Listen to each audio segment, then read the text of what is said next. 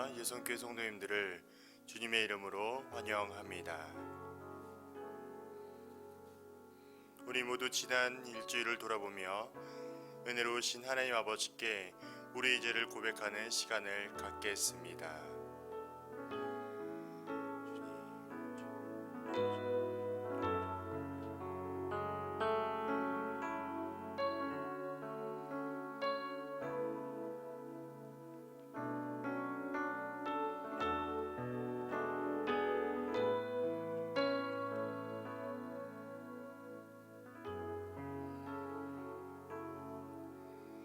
하나님이여, 주의 인자를 따라 내게 은혜를 베푸시며 주의 많은 긍휼을 따라 내 죄악을 지워 주소서.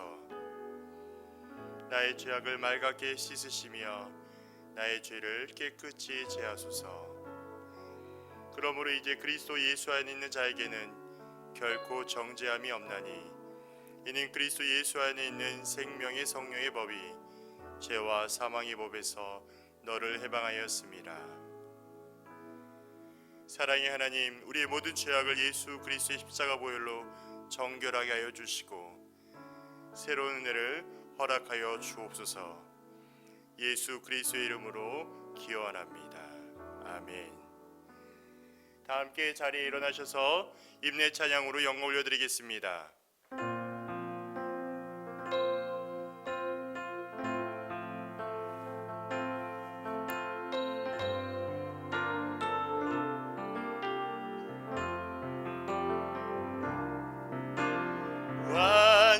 완전하신 나의 주, 그의 길로 나 인도하소서.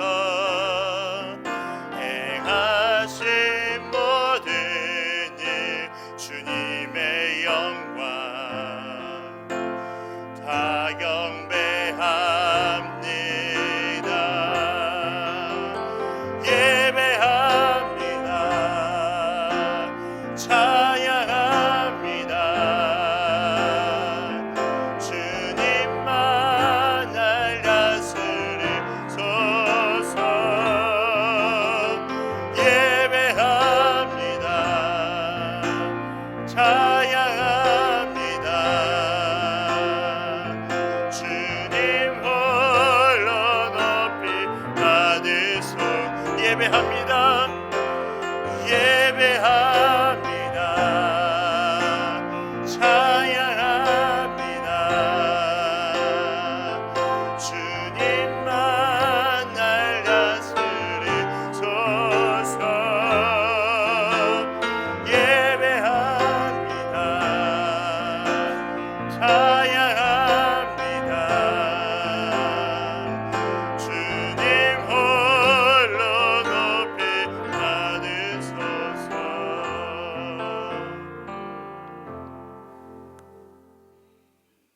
여호와는 내게 복을 주시고 너를 지키시기를 원하며, 여호와는 그의 얼굴을 내게 비추사 은혜 베푸시기를 원하며, 여호와는 그 얼굴을 소풍교회와 예선교회 모든 성도들에게 향하여 드사 평강 주시기를 원하노라. 아멘.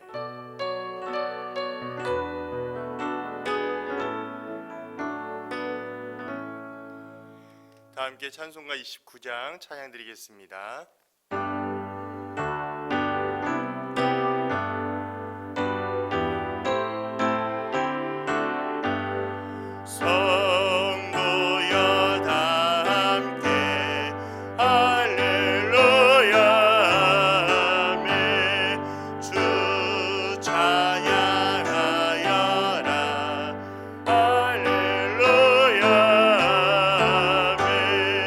주보자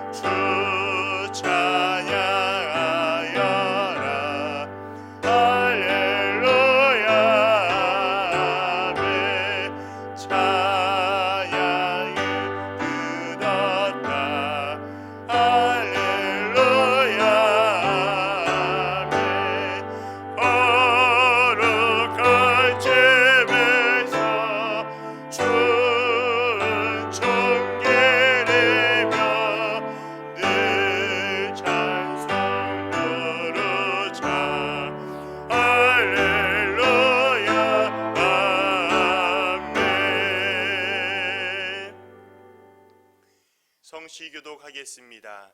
교동문 20번입니다.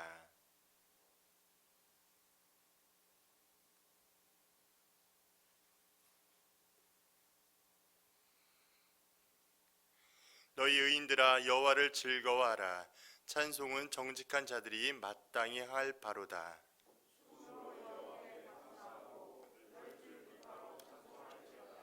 새 노래로 그를 노래하며 즐거운 소리로 아름답게 연주할지어다.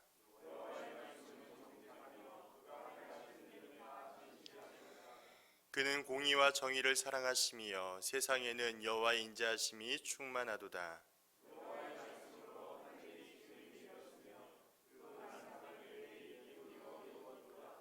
그가 바닷물을 모아 무더기같이 쌓으시며 깊은 물을 곳간에 두시도다. 온 땅은 여호와를 두려워하며 세상의 모든 거민들은 그를 경외할지어다. 아멘. 다 함께 사도신경으로 우리의 신앙을 고백하겠습니다.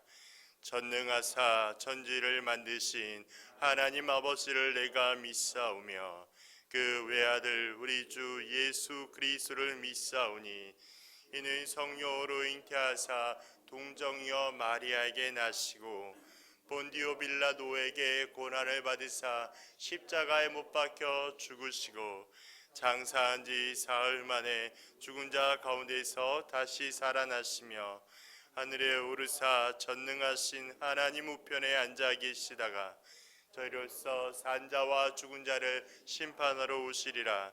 성령을 믿사오며 거룩한 공예와 성도가 서로 교토하는 것과 죄를 사하여 주시는 것과 몸이 다시 사는 것과 영원히 사는 것을 믿사옵나이다. 아멘. 다 함께 자리에 앉으셔서 찬송가 214장 찬양 드리겠습니다.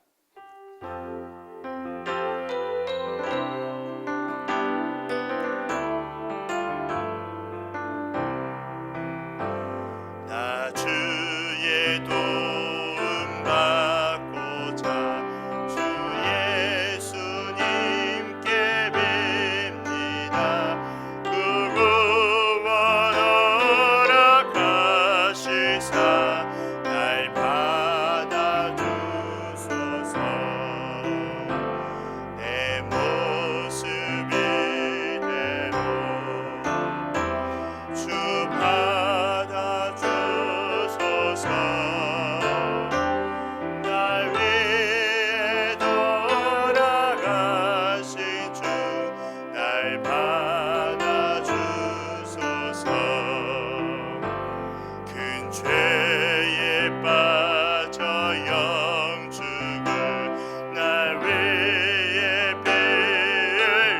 빌렸으니 주 형상대로 빚으사 날 받아주소서. 내 모습 이대로 내 모습 이대로 주 받아주소서. 날 위해 돌아가신 주 날 받아주소서. 내 힘과 결심 약하여 늦게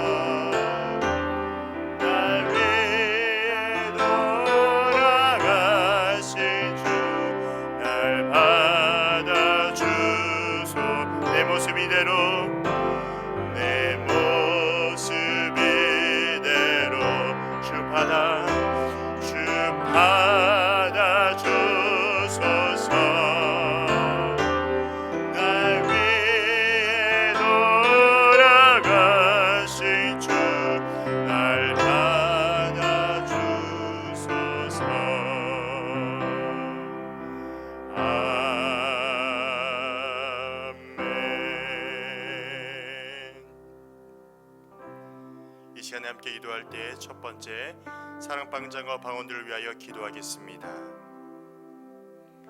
한 달간 지속되는 영상 예배로 공동체가 함께 교회에 모이지 못하고 있습니다. 방언들이 예배 자리에서 나태해지지 않고 더욱 주님과 깊은 만남이 있는 성도들 되게 하소서. 방장들이 방언들을 서로 돌아보며 사랑으로 위로와 격려하는 더욱 깊은 사랑을 경험하게 하소서.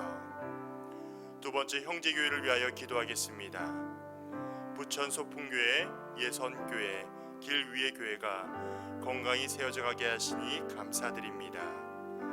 어려운 시간을 보내고 있는 이때 교회는 더욱 성도를 사랑하고 기도로 하나 되는 은혜를 허락하소서. 어려울수록 더욱 이웃을 섬기고 사랑하며 잃어버린 영혼에 대한 주님의 마음을 깊이 깨닫는 성도 되게 하소서. 아멘. 두 가지를 기억하시면서 함께 기도하겠습니다.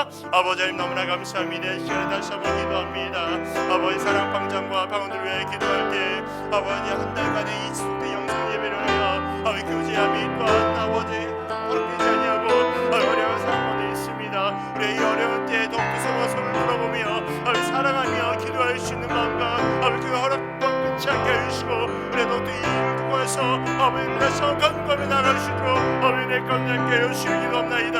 아버지 형제를 위해 기도합니다. 부천 소풍교회와 예선교회 기일교회가 더욱더 감사한 아버지 교회가 될 수 있도록 아버지 자주시에 너무나 감사드립니다. 어려운 시간을 가운데 교회가 더욱더 성도를 돌아보며 아버지 새롭게 하나가 될 수 있는 은혜를 허락하여 주옵소서. 아버지 어려울수록 너무 이웃을 섬기며 또 잃어버린 영혼에 대한 주의 마음을 깊이 깨는 은혜를 허락하여 주셔서 이 어려운 때를 더욱더 기도하며 주의 마음을 부으시도록 아버지 인도하여 주옵소서. 아버지 예배를 위하여 기도합니다. 또 우리 사랑 성도들 각 가정마다 예배를 통해 그곳의 성령 충만을 또한 아버지 경험하게 하여 주시고 성령의 임재를 다시 한번 경험할 수 있는 아버지 공동된 예배되게 인도하여 주옵소서. 말씀을 통해 다시 우리의 마음에 회복되게 하여 주시고 주의 능력 깨닫는 은혜로운 시간 되게 인도하여 주옵소서. 다시 한번 주 앞에 간구하며 나아갑니다. 아버지 응답하여 주시고 아버지 함께하여 주옵소서. 늘 주님을 다음부터 함께 하여 주시고 함께 하여 주시고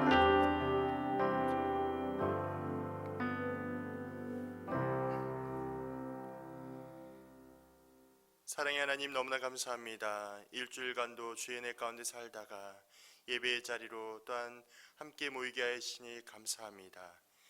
사랑방장과 방언들을 위하여 기도합니다.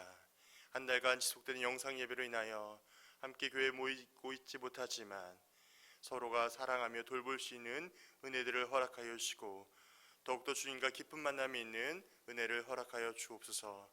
서로 돌아보며 사랑으로 위로 격려하게 하여 주시고 그리스도의 사랑을 온전히 전할 수 있는 귀한 시간을 허락하여 주옵소서. 형제교회를 위하여 기도합니다. 부천 소풍교회와 예선교회, 기일교회가 다시 한번 그리스도의 은혜 가운데 건강히 세워져 가게 하심을 감사드립니다. 어려운 이때에 교회가 더욱더 성도를 돌아보며 기도로 하나가 되는 은혜를 허락하여 주옵소서. 이웃을 더욱 섬기고 사랑하며 잃어버린 영혼에 대한 주님의 마음을 깨닫는 은혜로운 시간들을 우리 가운데 허락하게 하여 주옵소서. 아버지 하나님 예배를 위하여 기도합니다. 예배 가운데 참된 은혜를 누리게 하여 주시오며 각 가정마다 온라인으로 예배드릴 때 아버지 하나님께서 친히 임재하여 주시고 주의 은혜를 깨닫는 시간들로 허락되게 하여 주옵소서. 살아 역사하시고 부활하신 예수님의 이름으로 기도하옵나이다. 아멘. 다 함께 자리에 일어나셔서 봉헌 찬양으로 영광을 올려드리겠습니다.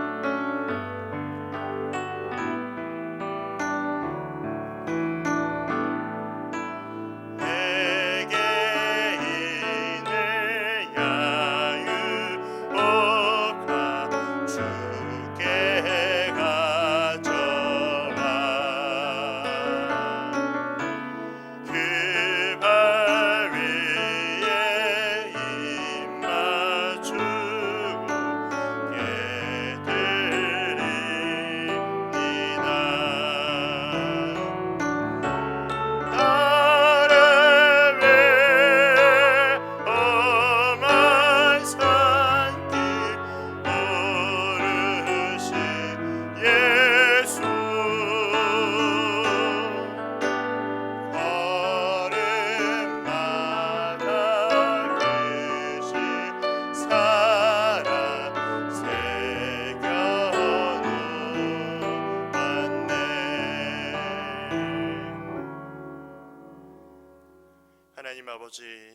귀한 예물을 구별하여 주님 앞에 올려드립니다.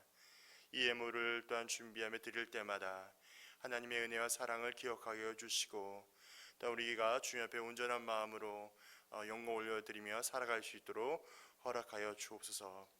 마음은 있지만 드리지 못한 환경 가운데 있는 성도님들도 계십니다.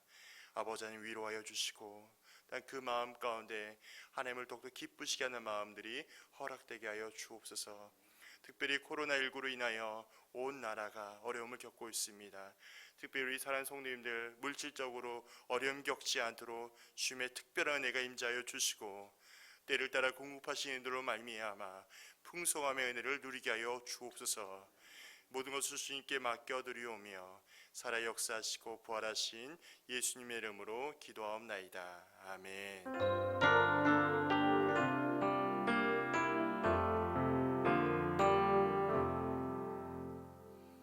교회 소식 전하도록 하겠습니다. 첫 번째 사랑의 저금통입니다. 부활절 경건훈련으로 동전 모으기를 진행하고 있습니다. 모여진 금액은 주변 복지기관의 후원금으로 전액 사용됩니다.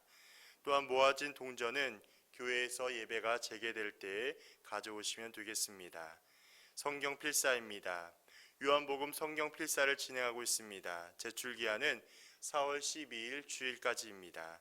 성도님들의 많은 참여를 부탁드리며 필사 노트는 사무실에서 한 권당 5,000원씩 구입할 수 있습니다. 2020년 고난주간 탄소금식입니다. 4월 5일부터 고난주간이 시작되었습니다. 고난주간 동안 하나님의 창조세계를 회복하는 탄소금식을 합니다. 우리가 지구의 고통을 주며 누리고 있던 것을 고백하고 지구의 아픔을 덜어주는 거룩한 습관을 실천하며 예수 그리스도의 고난에 동참합시다. 안내자료는 교회 홈페이지에서 확인할 수 있습니다. 네 번째 예배 및 모임 안내입니다. 4월 4일까지 주일 예배, 새벽 기도회, 수요 성경 공부, 금요 교대회와 사랑방 모임을 포함한 모든 소그룹 모임을 잠정 중단하며 교회의 모든 시설물의 출입을 통제합니다. 주일 예배는 유튜브 영상으로 각 가정에서 드리고 주일학교 가정 예배지는 가정 예배제를 통하여 자녀들과 함께 가정에서 드리게 됩니다. 4월 5일 예배와 이후 모임에 대해서는 상황에 따라 추후에 다시 알려드리겠습니다. 함께 기도합시다. 전 세계적으로 유행하는 코로나 감염병이 진정되고 더불어 세계적인 어려운 경제 상황이 안정되도록 함께 기도합시다. 네, 이 시간에는 하나님의 말씀을 함께 나누도록 하겠습니다. 하나님의 말씀은 신약성경 로마서 4장 25절부터 5장 4절까지의 말씀입니다. 신약성경 245쪽쯤에 있습니다. 한 절 한 절 교독하고 마지막 절은 합독하도록 하겠습니다.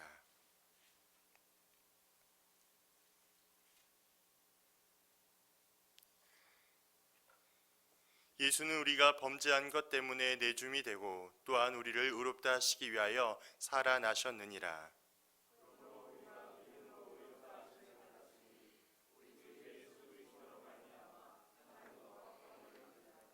또한 그로 말미암아 우리가 믿음으로 서 있는 이 은혜에 들어감을 얻었으며 하나님의 영광을 바라고 즐거워하느니라.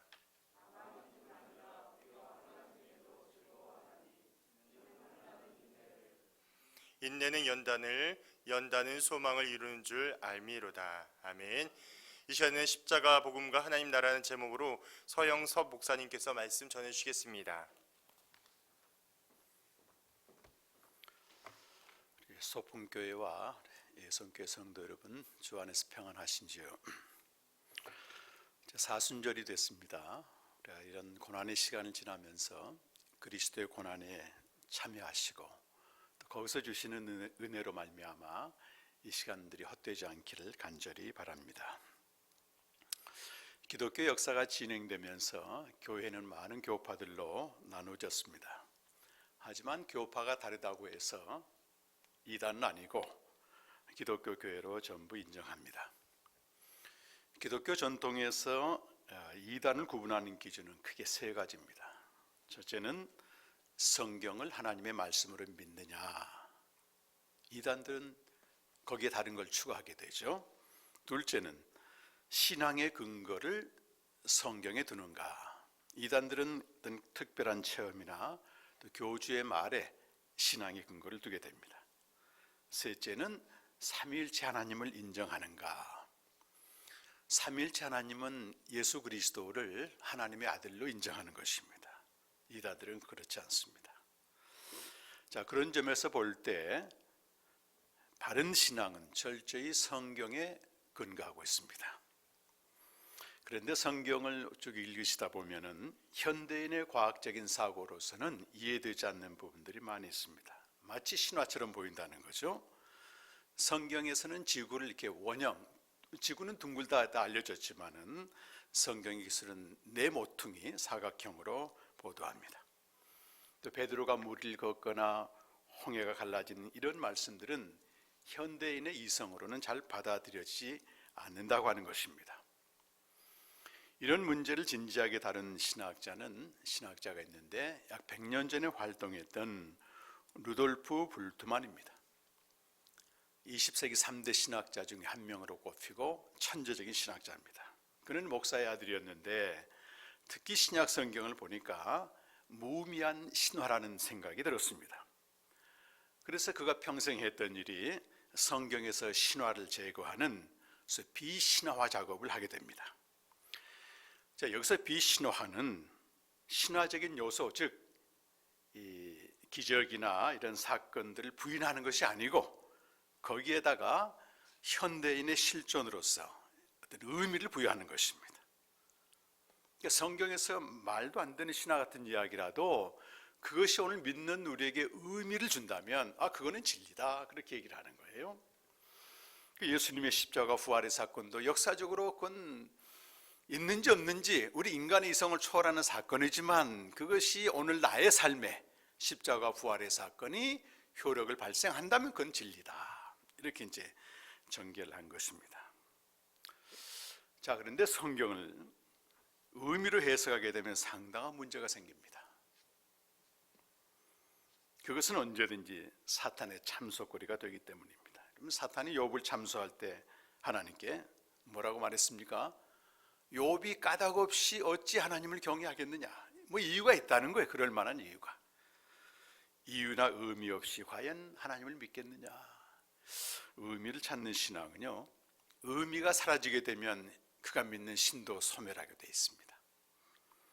이런 맥락에서 이 불트만의 신학은 20세기 교회들에게 큰 파장을 일으켰습니다. 자, 의미를 묻는 신앙은요, 개인마다 처한 상황마다 전부 다릅니다. 자, 보세요.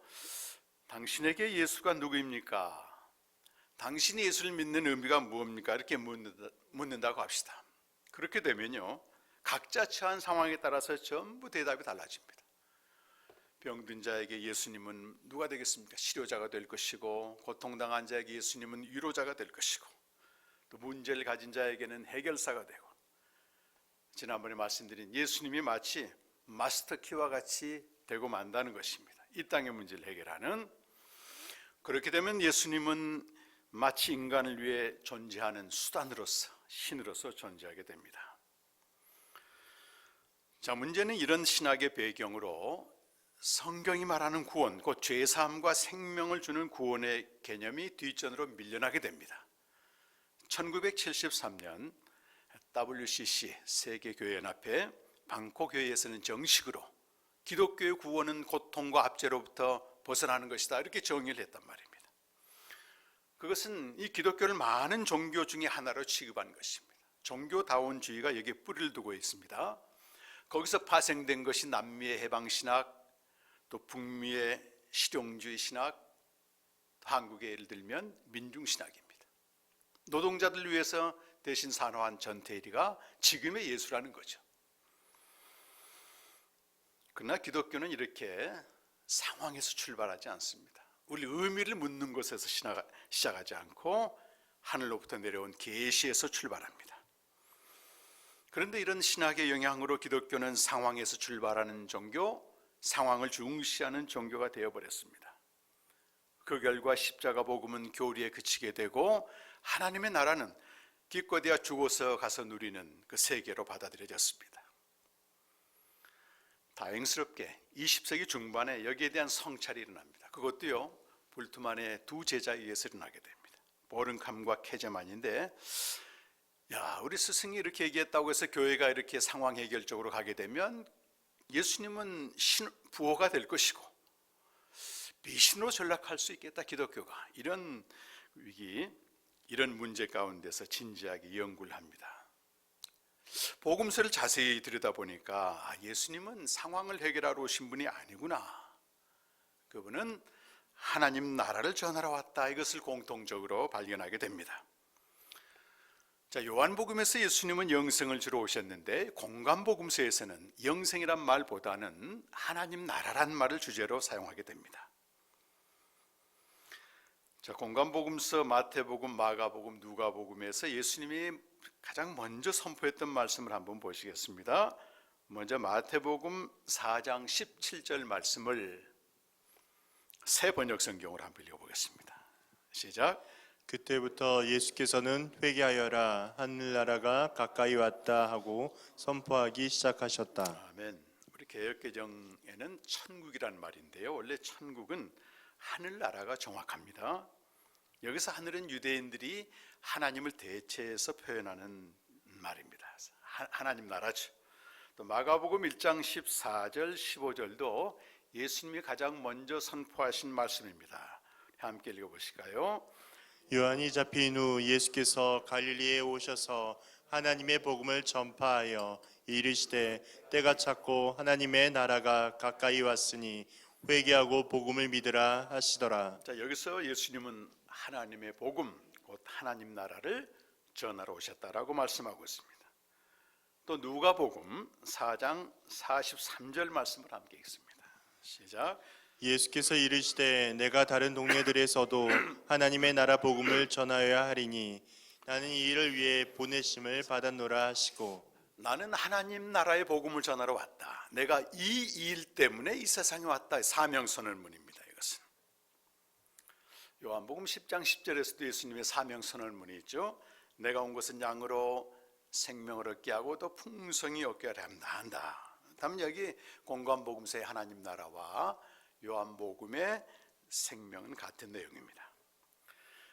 자, 신약 성경에서 하나님의 나라는 하나님이 통치하신다 이런 뜻입니다. 하나님의 통치죠. 그래서 나라를 영어로 네이션이라고 쓰지 않고 킹덤이라는 말을 쓰게 됩니다. 하나님의 통치.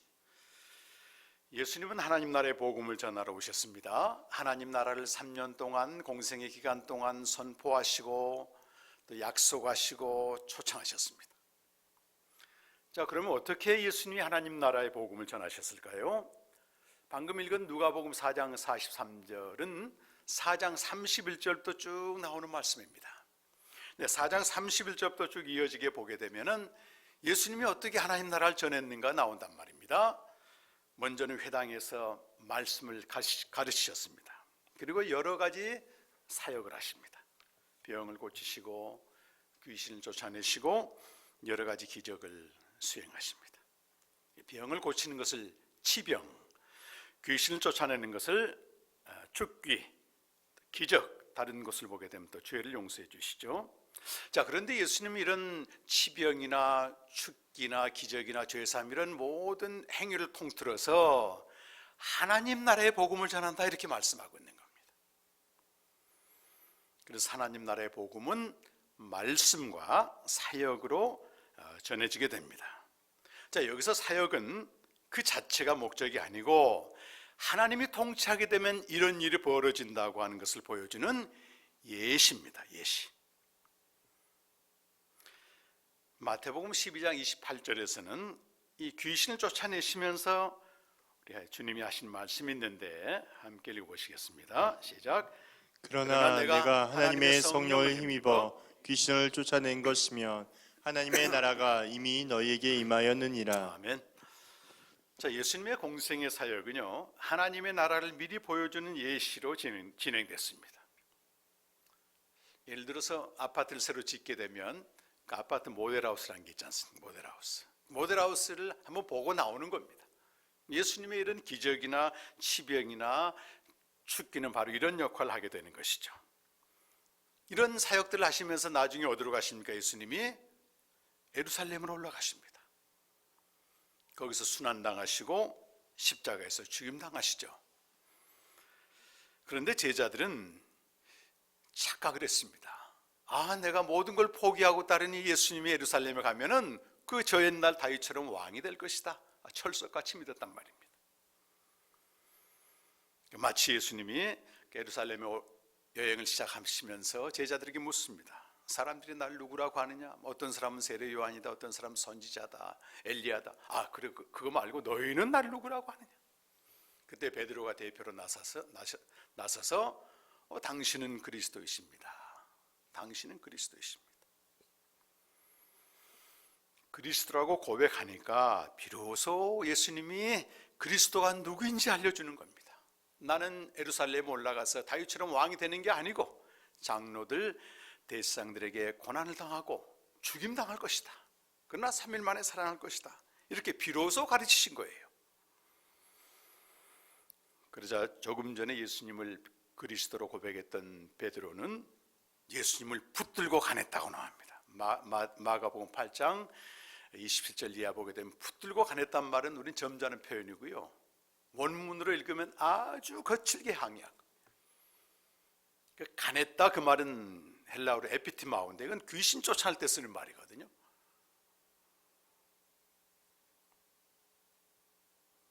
영어 성경은 리뷰크라고 되어 있습니다. 그런데 바로 예수님이 물러서지 않고 베드로에게 사탄아 내 뒤로 물러가라 하고 꾸짖었다 하고 꾸짖었다는 말도 똑같이 에피티마오를 씁니다. 그러면서 네가 하나님의 일은 생각하지 않고 사람의 일을 생각한다 라고 하십니다. 그리고 제자의 길을 가르치시는데 누구든지 나를 따라오려거든 자기를 부인하고 자기 십자가를 지고 나를 따를 것이니라. 여러분, 그리스도의 길은 세상에서 영광받고 왕으로 등극하는 길이 아니고 죽으시고 부활하시는 길입니다. 그래서 믿는 자에게 영생을 주시고 하나님 나라로 들어가게 하시는 것입니다. 그러나 제자들은 예수님의 순환과 죽음을 저지하는 것입니다. 이것을 예수님은 사탄의 일이다 라고 꾸짖습니다. 그리스도는 자신이 말씀하신 대로 또 성경대로 십자가에서 죽으셔야만 합니다. 그래야만이 그리스도가 되십니다. 그러나 제자들은 그리스도가 죽으시는 걸 원치 않았습니다.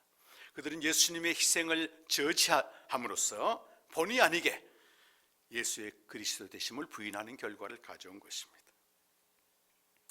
신학자인 폴 틸린이 이것을 가리켜서 제자들이 그리스도의 희생을 가로막고 그를 우상의 대상으로 삼고자 했다 이렇게 말합니다.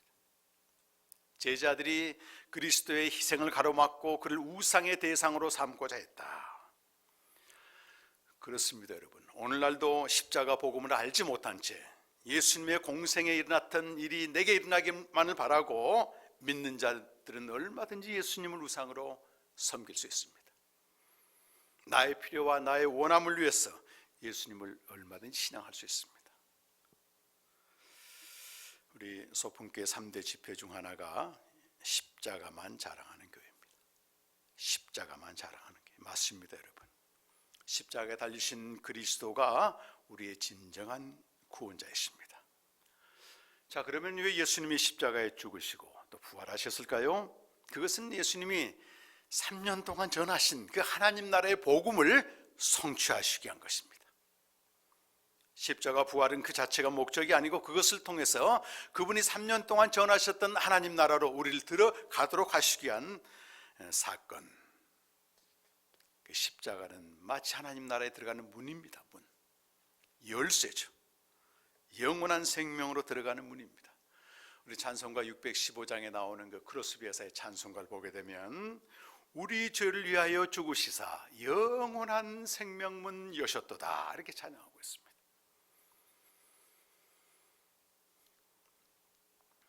마태복음 27장 51절에 보면 예수님이 십자가에 죽으실 때 그 지성소를 가리던 휘장 위로부터 아래까지 쫙 지어졌습니다.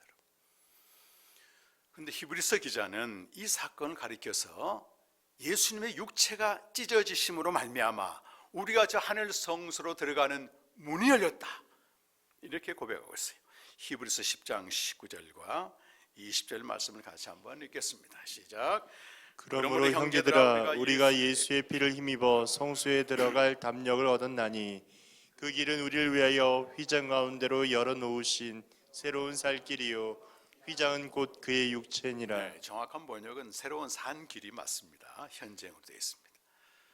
그 휘장이 예수님의 육체라는 것입니다. 그 예수님이 십자가에서 그 몸이 찢기심으로써 우리가 하나님 나라로 들어가는 하늘 성소로 들어가는 문이 열렸다는 것입니다. 베드로전서 3장 18절에서는 그리스도께서는 의인이신데 그가 죽으신 목적은 바로 우리를 하나님께로 인도하게 합니다 라고 증거하고 있습니다. 베드로전서 3장 18절 앞부분입니다. 함께 읽어보십시다. 그리스도께서도 단번에 죄를 위하여 죽으사 의인으로서 불의한 자를 대신하셨으니 이는 우리를 하나님 앞으로 인도하려 하심이라. 아멘. 예수님의 십자가 죽음은 그 자체가 목적이 아니고 하나님께로 인도하기 위함이다. 자, 오늘 로마서 말씀은요 이것을 좀 더 구체적으로 증거하고 있습니다. 로마서 4장 25절은 십자가 부활의 복음인데 이 말씀은 초대교회 예루살렘 교회에서 가장 먼저 형성된 복음으로 알려져 있습니다. 함께 읽어보시겠습니다. 4장 25절입니다. 예수는 우리가 범죄한 것 때문에 내줌이 되고 또한 우리를 의롭다 하시기 위하여 살아나셨느니라. 아멘. 내줌과 살아남, 죽음과 부활이죠. 복음입니다. 자, 그리고 그의 죽음과 부활을 우리가 믿게 되면 어떤 일이 벌어지는가? 하나님과 화평한 관계가 맺어진다고 말씀합니다. 이어지는 5장 1절 말씀 같이 읽겠습니다. 그러므로 우리가 믿음으로 의롭다 하심을 받았으니 우리 주 예수 그리스도로 말미암아 하나님과 화평을 누리자. 아멘. 여기서 믿음으로 의롭다 하심을 받았다 이 말씀을 주목해 보세요. 그럼 무엇을 믿음으로 의롭다 하심을 받았습니까, 여러분? 믿음의 내용이죠. 믿음의 내용. 믿음이란 우리가 믿고 싶은 걸 믿는 게 아니고 막연히 예수를 믿는다 그것도 아니고 자문해 보십시오. 스스로 내가 믿는 예수, 나는 뭘 믿고 있는가 대체? 그 직전 구절 보게 되니까 예수를 믿는다는 것은 그의 죽으심과 부활을 믿는 것입니다. 여러분. 그의 죽으심과 부활을 믿는 것입니다. 이것을 복음이라고 말하죠. 복음을 믿는 것입니다.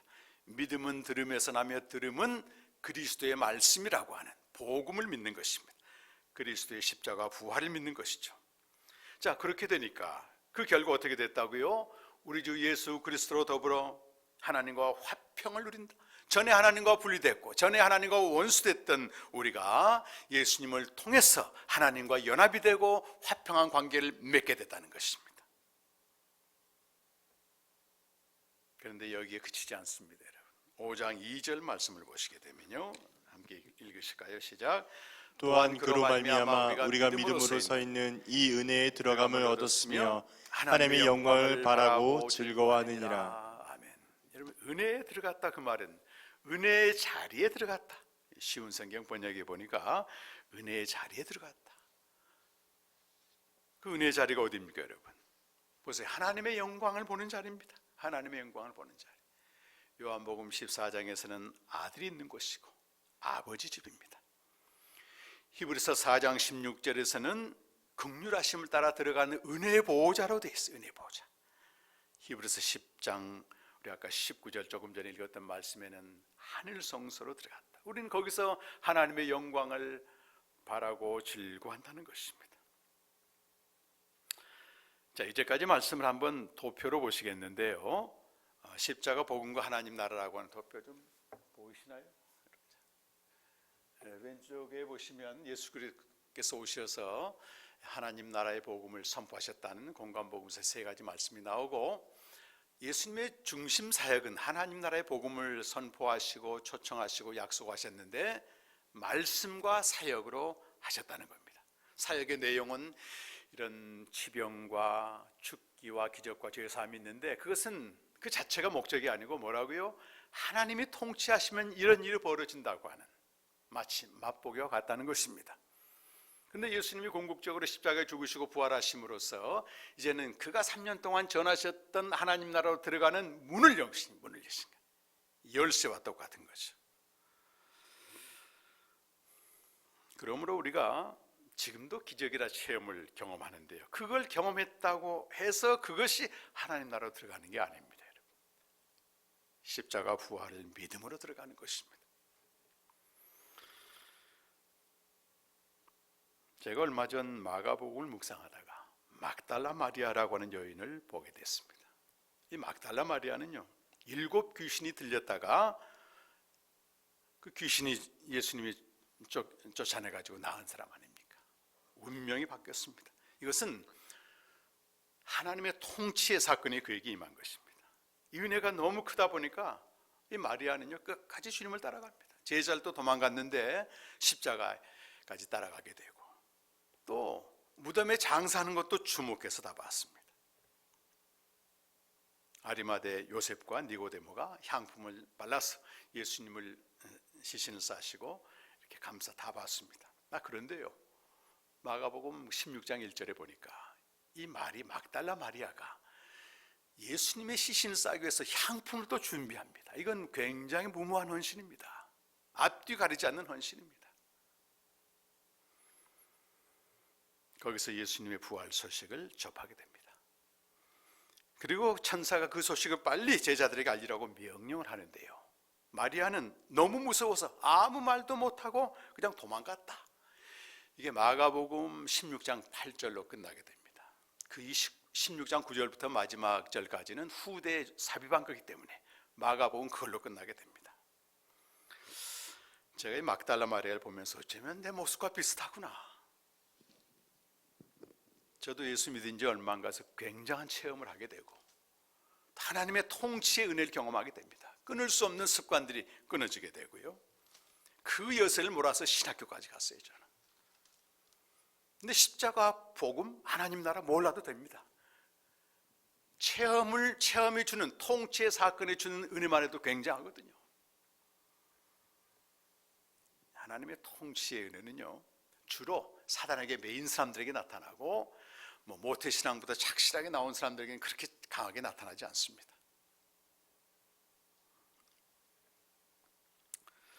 이렇게 하나님의 통치를 경험하게 되면 그것도 굉장해서 말이죠, 하나님을 떠나지 않습니다. 왜? 하나님의 살아계신 걸 봤거든요. 그러나 이것으로는 충분하지 않습니다. 이런 신앙은 뜨거울 수 있으나 십자가 복음과는 아무 상관이 없습니다. 그런 사람들은 하나님 나라로 들어가지 못한 채 이전의 체험과 이전의 기적을 자꾸 반복하려고 한다. 열심히 믿을수록 목마르고 지칩니다. 그 신이라고 하는 아주 좋은 책을 쓴 김영규 박사님은요, 이렇게 신비한 체험에만 머무른 채 하나님과 인격적인 교제가 없는 신앙은 벌건 대낮에 푸닥거리한다, 그렇게까지 얘기합니다. 기독교 신앙의 본질은 십자가 복음과 부활의 복음을 믿음으로 하나님 나라에 들어가서 그분과 매일 교제하는 인격적인 관계 속에 들어가야 된다고 하는 것입니다. 이미 그 안에 들어간 사람은 더 이상 체험이나 기적을 바라지 않고 하나님 주시면 주시는 것으로 자족하며 살 수 있다는 것입니다. 자, 예수님이 죽으시고 부활하신 후 제자들은 열심히 십자가와 부활의 복음을 전했습니다. 자, 이것은 십자가와 부활의 복음을 믿는 자로 하여금 하나님 나라로 들어가기 위한 것입니다. 그래서 제자들이 궁극적으로 전하고자 한 것은 십자가를 통한 하나님 나라의 복음이었습니다. 사도행전 28장 30절 31절은 바울이 로마에서 2년 동안 했던 사역을 요약하고 있습니다. 한번 읽어보실까요?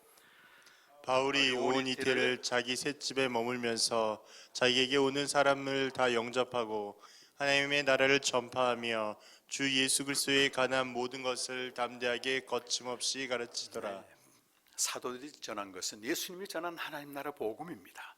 하나님 나라로 들어가도록 하기 위해서 십자가 부활을 전한 것입니다. 성도 여러분, 기독교 신앙의 본질은 십자가 복음을 통해 하나님 나라로 들어가는 데 있습니다. 구체적으로 매일 이 십자가를 통해서 하나님과 교제하는 것입니다. 그렇게 되면 은혜의 자리에 들어가게 되어서 하나님의 영광을 바라보고 즐거워하게 됩니다. 자, 그런 성도는요, 환난 중에서도 즐거워합니다. 왜냐하면 환란이 인내를 낳고 인내는 연단을 낳고 연단은 소망을 이루기 때문입니다. 5장 3절 로마서 5장 3절 4절 말씀을 같이 읽습니다. 시작. 다만 이뿐 아니라 우리가 환난 중에도 즐거워하나니 이는 환난은 인내를, 인내는 연단을, 연단은 소망을 이루는 줄 알미로다. 아멘. 4장 25절은 복음이고요. 5장 1, 2절은 복음이 주는 유익, 하나님과 바른 관계가 형성된다는 것이죠. 하나님의 영광을 바라보고 즐거워하는 것이고, 5장 3절 4절 말씀은 우리가 세상과 관계하면서 당하는 일입니다. 자, 우리 그리스도인이 세상을 등지고 저 피안의 세계에서 살 수는 없습니다. 다 가정이 있고 일터가 다 있습니다. 그리고 부득불 믿지 않는 자와 관계하며 살아야 됩니다. 그때 우리에게 피할 수 없는 것이 환난이에요. 환난.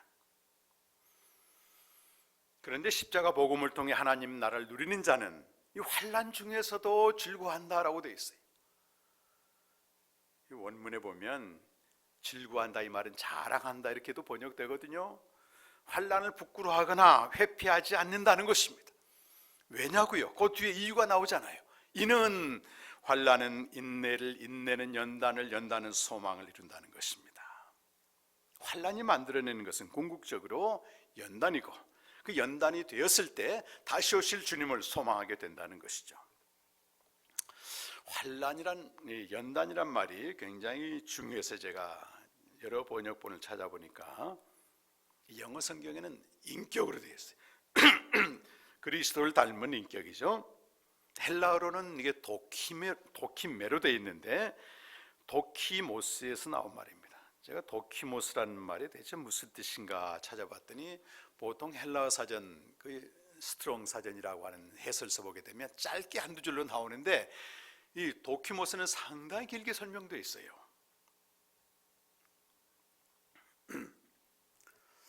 이 도키모스는 당시 함량 100%의 주화만 취급하는 환전상을 존경하며 부르는 이름이었습니다. 당시에는 본유화폐를 사용했습니다. 대용화폐는 우리가 종이를 화폐로 이제 사용하는 거고, 본유화폐는 1데나리온 동전이 있다면 거기에 1데나리온에 해당되는 은을 전부 집어넣어야 됩니다. 그러니까 이것은 굳이 1데나리온 동전이 아니라도 1데나리온 은의 가치가 있는 것이죠. 그런데 대부분의 환전상들은 이 100% 함량을 집어넣지 않고 한 50%, 60% 이렇게 집어넣고 이걸 1데나리온으로 통용하는 겁니다. 로마가 멸망할 때는요 5,000분의 1 함량만 집어넣었어요. 그래놓고 1데나리온으로 이렇게 유통을 시킨 것입니다. 당시 아테네에서는 이런 환전상, 이 불의한 환전상을 단속하기 위해서 법령이 80개가 넘게 세워졌습니다. 어쩌다 함량 100%의 주화를 다루는 환전상을 가리켜 도키모스다 이렇게 말했다는 것입니다. 그런데 신약 성경에서는 도키모스를 믿음과 관련해 사용하고 있는데, 함량 100%의 믿음은 뭐겠습니까, 여러분? 그리스도의 장성한 분량에 이르는 믿음입니다. 베드로전서 1장 7절 말씀을 한번 읽으십시다. 시작. 너희 믿음의 확실함은 불로 연단하여도 없어질 금보다 더 귀하여 예수 그리스도께서 나타나실 때에 칭찬과 영광과 존귀로 얻게 할 것이니라. 아멘. 여기 믿음의 확실함은 원문으로 믿음의 도키모스로 그냥 표현하는 게 좋을 것 같아요. 도키모스라고 말합니다. 쉬운 성경에는 순수한 믿음으로 번역했어요. 함량 100%의 믿음, 100% 그리스도를 닮아가는 믿음은 세상에서 가장 가치 있는 금보다도 훨씬 귀하다. 왜 그렇겠습니까, 여러분? 이 세상의 금 물론 중요하죠. 그러나 금이 아무리 귀해도 죽음과 함께 다 소멸됩니다. 그러나 함량 100%의 믿음, 그리스도의 장성한 분량에 이르는 이 믿음은 결코 없어지지 않는다는 것입니다. 도리어 주님 오실 때 칭찬과 영광과 존귀를 얻는다는 것입니다.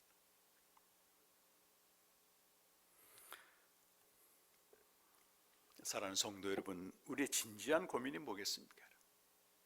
예수를 믿어도 안 바뀐다는 거예요. 변하지 않는다는 데 있습니다. 물론 우리는 예수 믿는다고 해서 단번에 예수님처럼 변하지는 않습니다. 그러나 점점 변해야 맞습니다, 여러분. 1년, 2년, 10년 되면 점점 10%, 20%, 50%, 80% 도키못을 이루어야만 된다는 거예요. 이게 정상이죠, 여러분. 어떤 사람은 성경도 열심히 읽고 기도도 하고 또 제자 훈련도 합니다. 열심히 봉사도 합니다. 그런데 변하지가 않아요. 가장 가까운 사람이 알아보죠.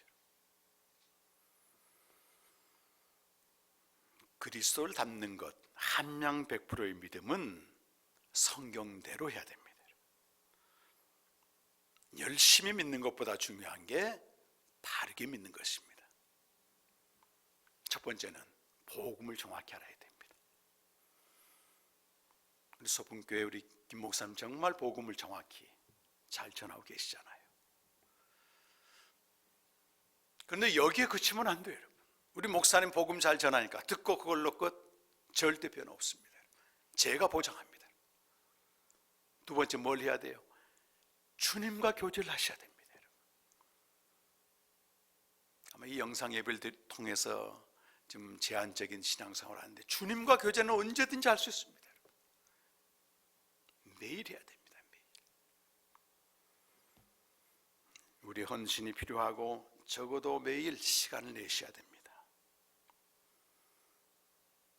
세 번째는 환난입니다.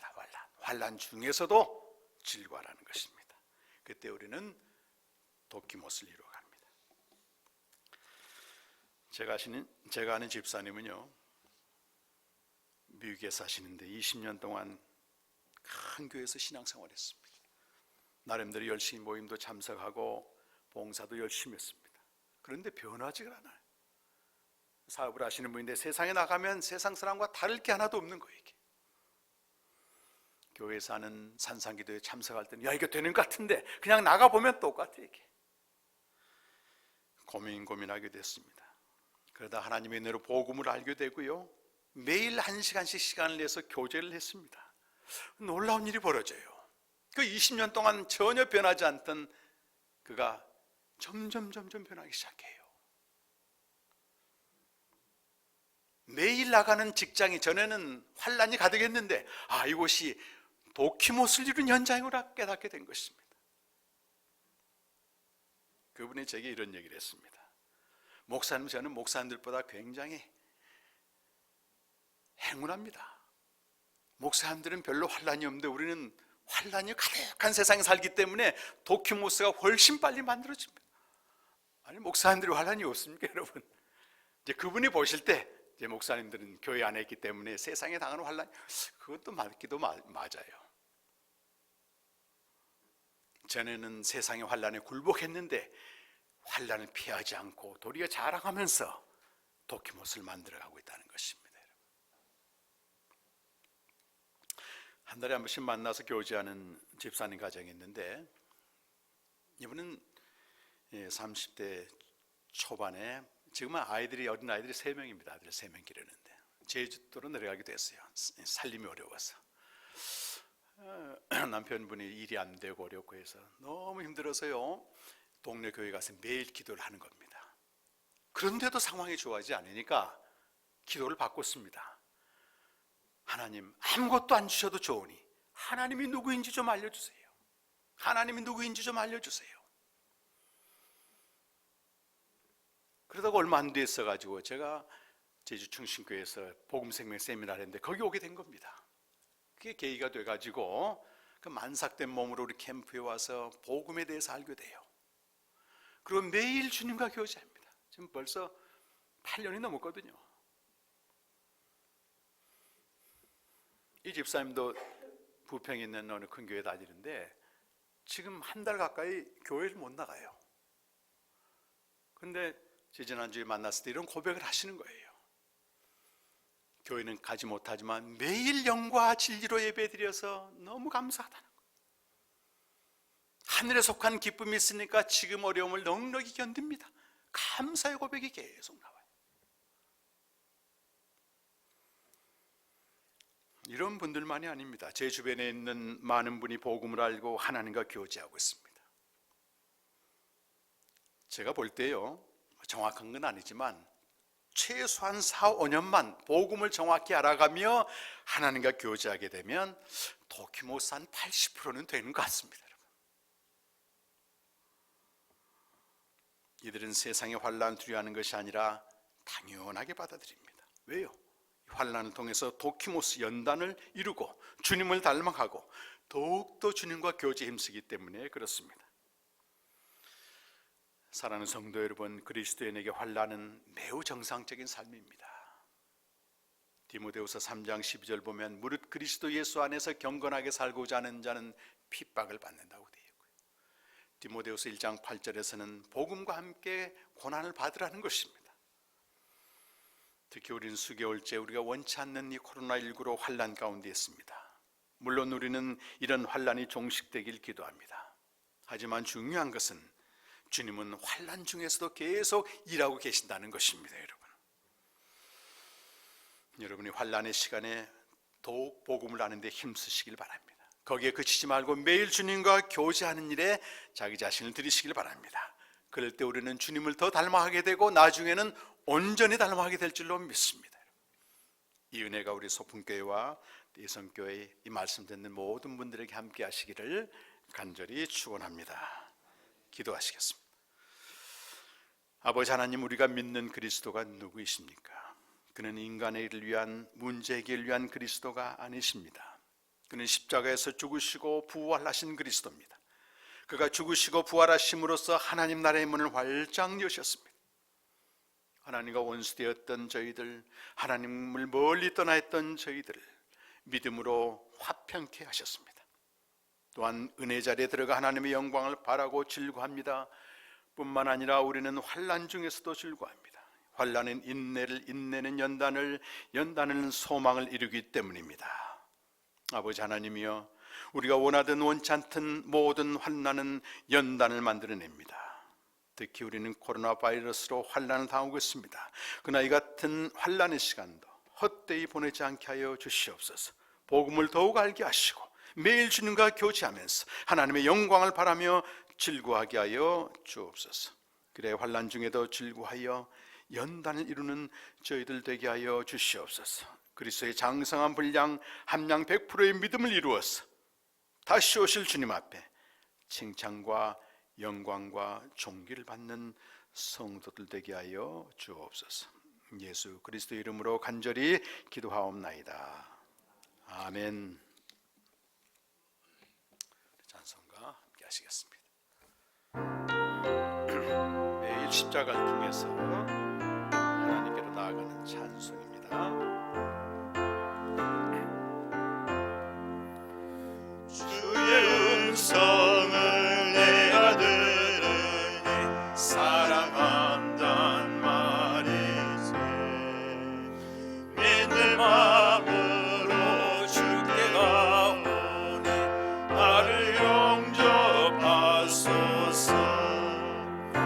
내가 매일 십자가 앞에 더 가까이 가오니 무쇠 주위에 흘린 몸의 피로써 나를 정케 하소서. 주여 넓으신 은혜 베푸사 나를 받아주시고 나의 꿈은 뜻 주의 뜻같이 되게 하여 주소서. 내가 매일 십자가 앞에 더 가까이 가오니 무쇠 주위에 흘린 몸의 피로써 나를 정케 하소서. 주의 보좌로 나아갈 때에 어찌하니 기쁠까. 주의 얼굴을 항상 배우니 더욱 친근합니다. 내가 매일 십자가 앞에 더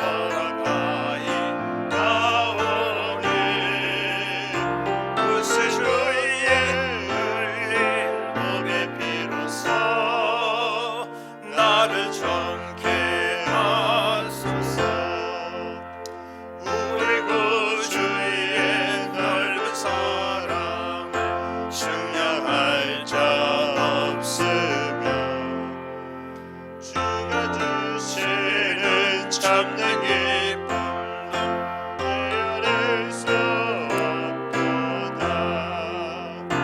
내가 매일 십자가 앞에 더 가까이 가오니 구세주의 흘린 몸의 피로써 나를 정케 하소서.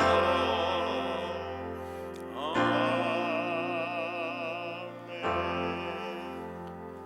지금은 십자가에서 죽으시고 부활하심으로 우리를 하나님 나라로 들어가게 하신 우리 주 예수 그리스도의 놀라우신 은혜와 아들의 죽음을 통해서 전에 멀리 있던 우리와 화목케 하시고 그 영광을 바라보게 하신 하나님 아버지의 놀라우신 사랑하심과 이 모든 진리를 알게 하시는 성령님의 역사하심이 오늘 말씀을 들은 모든 성도들 날마다 복음을 알고 하나님과 교제에 힘써 환난 중에도 도키모스 연단을 이루어 주님 오실 때 큰 기쁨이 되기를 원하는 모든 성도들과 또 그들이 하는 모든 일과 특히 어려움 가운데 있는 주의 백성들 위해 지금부터 영원토록 함께 하시기를 간절히 축원하옵나이다. 아멘.